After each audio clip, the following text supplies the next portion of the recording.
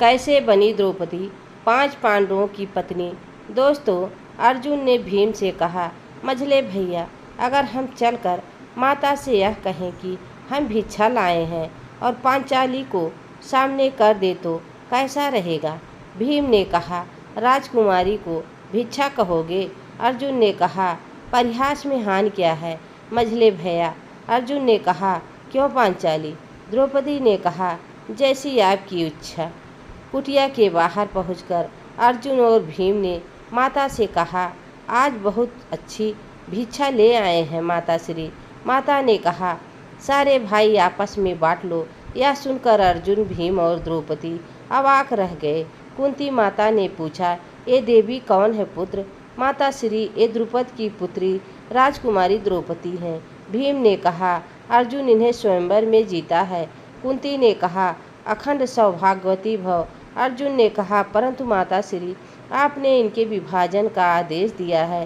कुंती ने कहा, इसके विभाजन का आदेश क्या मेरी मति मारी गई है कि मैं पुत्र वधू के विभाजन का आदेश दूंगी। अर्जुन, तुमने जो भिक्षा, तुम दोनों ने द्रौपदी को भिक्षा बताया था, पत्नी को भिक्षा कहा है। तुमने माँ से झूठ बोले। अर्जुन, अब बांटो इसे और बांट कर दिखलाओ मुझे। तब तक वहाँ युधिष्ठिर आ जाते हैं और पूछते हैं, क्या समस्या है माते। माता ने कहा, ये तो तुम अपने अनुजों से ही पूछो। युधिष्ठिर जो पत्नी को भिक्षा मानते हैं, परंतु समझते हैं क्या भरतवंशियों की यही मर्यादा है। तुम तो साक्षात धर्म हो, तुम ही बताओ युधिष्ठिर। युधिष्ठिर ने कहा, नारी तो शक्ति है माता श्री। नारी के बिना नर संपूर्ण नहीं हो सकता। नारी चाहे माता के रूप में हो, चाहे पत्नी के रूप में, चाहे बहन के रूप में हो, चाहे पुत्री के रूप में, नारी सदैव आदरणीय है। भीम और अर्जुन नारी को भिक्षा कहकर नारी का अपमान किया है और माता परम गुरु भी हैं। उनका कोई भी आदेश अस्वीकार्य हो ही नहीं सकता। भीम ने कहा, यह आप क्या कह रहे हैं भ्राता श्री। माता श्री के मुँह से आज तक कोई अस्वीकार्य बात नहीं निकली, तो माता श्री ने के अनजाने में दिए गए आदेश में कोई न कोई रहस्य अवश्य होगा। वर्तमान में जो कुछ हो रहा है, अतीत में अंकुर इसका कुछ न कुछ अवश्य होगा। कुंती ने कहा, तो क्या तुम यह कह रहे हो युधिष्ठिर कि द्रौपदी को 5 भाइयों में बांट दिया जाए। युधिष्ठिर ने कहा कि ये मैं नहीं कहा है माता श्री, ये आपने कहा है, यह आपका आदेश है। कुंती ने कहा, मैंने तो भिक्षा के लिए कहा था। पुत्र युधिष्ठिर ने कहा, ये आप जाने, परंतु यह सोच लीजिए माता श्री, भविष्य में जो कुछ होना है वह ना तो आप जानती हैं माता श्री और ना मैं। हो सकता है कि आपके जीभ पर बैठकर स्वयं काल ने यह निर्णय लिया हो।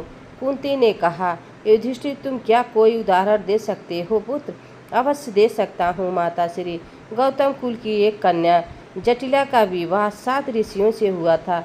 दाना हिरणाक्ष की बहन का विवाह 10 भाइयों से हुआ था, परंतु विवाह और विभाजन में कोई अंतर नहीं है भ्राता श्री। वास्तविकताओं के इस चक्रव्यूह से निकलने का यह ज्ञान मुझे नहीं है। प्रिय नकुल, इतने में भी श्री कृष्ण वहाँ आ जाते हैं और कहते हैं, वासुदेव का प्रणाम स्वीकार कीजिए बुआ। कुंती ने कहा, जुग जुग जियो बस। द्वारिका में सब कुशल से तो है ना। आपके आशीर्वाद से वहाँ तो सब कुशल हैं, परंतु इस समय मुझे यहाँ कुशलता दिखाई नहीं दे रही है। हम एक धर्म संकट में पड़ गए हैं बस। भीम और अर्जुन द्रौपदी को लेकर आए और मुझसे कहने लगे, माते, हम एक बहुत अच्छी भिक्षा लेकर आए हैं। मैंने देखे बिना कह दिया, सारे भाई आपस में बांट लो। अब द्रौपदी कोई वस्तु थोड़ी है जिसका विभाजन किया जाए। वासुदेव ने कहा, ये तो आप स्वयं द्रौपदी से ही पूछिए। कुंती ने कहा, ये क्या बताएगी बस।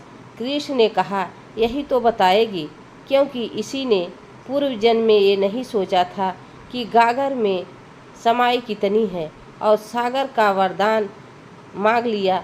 अब जब वे बोले यह संभव नहीं, तो ये बोली, ईश्वर के लिए असंभव क्या है, परंतु ईश्वर को भी गागर को नदी का वरदान देना असंभव नहीं है।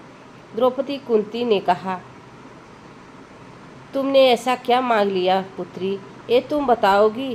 द्रौपदी की ये भी मैं ही बताऊं। द्रौपदी ने महादेव एक ही लपेट में 5 वरदान मांगे थे बुआ।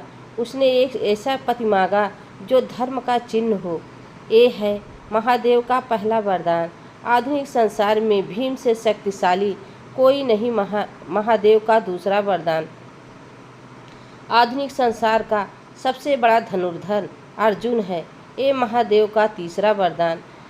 आधुनिक संसार में नकुल से सुंदर कोई नहीं है। महादेव का चौथा वरदान। सहदेव सहनशीलता में सर्वोत्तम है। तुम्हारा पांचवा वरदान।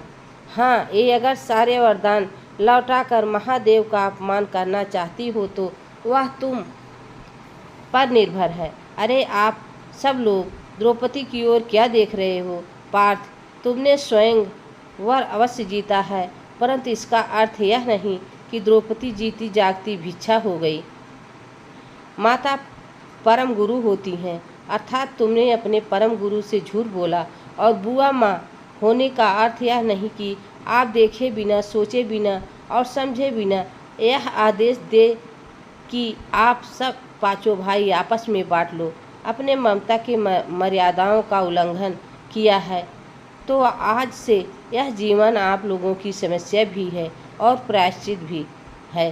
दोस्तों, श्री कृष्ण भगवान ने सबको डांट लगाई और वहां से चले जाते हैं। दोस्तों, यह वीडियो आप सबको कैसी लगी कमेंट में ज़रूर बताना। चैनल पर नए हो तो लाइक सब्सक्राइब ज़रूर करना। तब तक के लिए राधे राधे, जय श्री कृष्ण, धन्यवाद।